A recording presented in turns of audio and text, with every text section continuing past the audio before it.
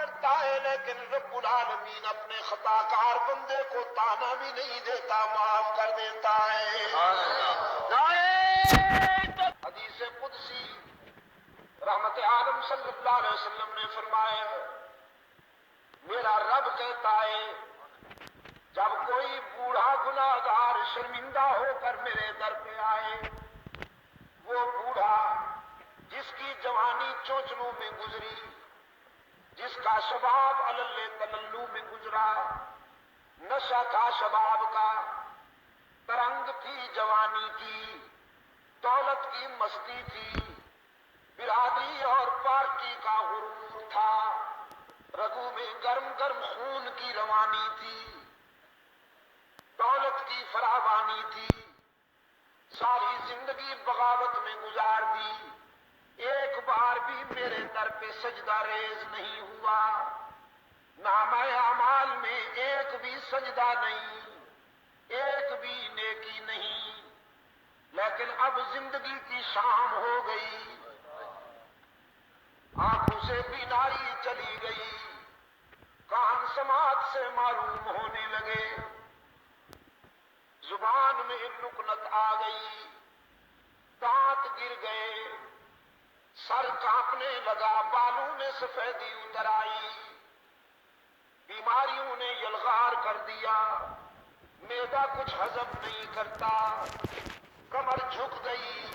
پاؤں کانپنے لگے، ہاتھ لرزنے لگے، اولاد نے بھی نگاہیں پھیر لی، لوگوں نے بھی رخ پھیر لیا، اور سب سے بڑا حادثہ جیب خالی ہو گئی،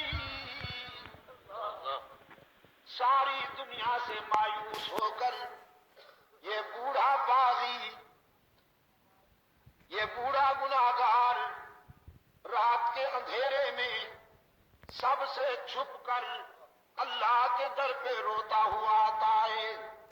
کہ تنگ دستی کے جو عالم میں گھبراتا ہوں،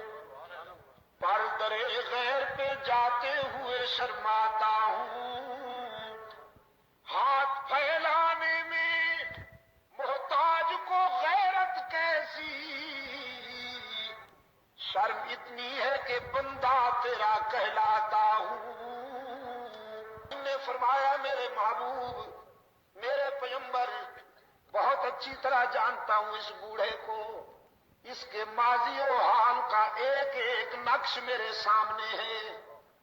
لیکن آج میں اسے در سے اپنے در سے ٹھکراتا نہیں، مایوس نہیں جانے دیتا کہ مجھے اس کے سفید بالوں سے حیا آ جاتی ہے کہ اگر میں بھی اسے ٹھکرا دوں تو کہاں جائے گا، یہ بھول گیا میں کیوں ٹھکراؤں۔ ہاں؟ بیٹا، چھوٹا سا بچہ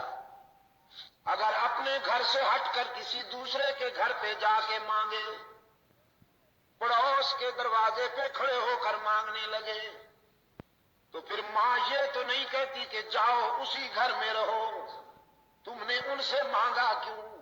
ان کے دروازے پہ گئے کیوں؟ ماں آتی ہے، اپنے لال کو اٹھا کر سینے سے لگاتی ہے، منہ چوم لیتی ہے، کہتی ہے بیٹا یہاں کیوں آ گئے ہو، سب کچھ مجھ سے ہی ملے گا۔ رب العالمین تو والدین سے بھی زیادہ شفقت کرنے والے ہیں،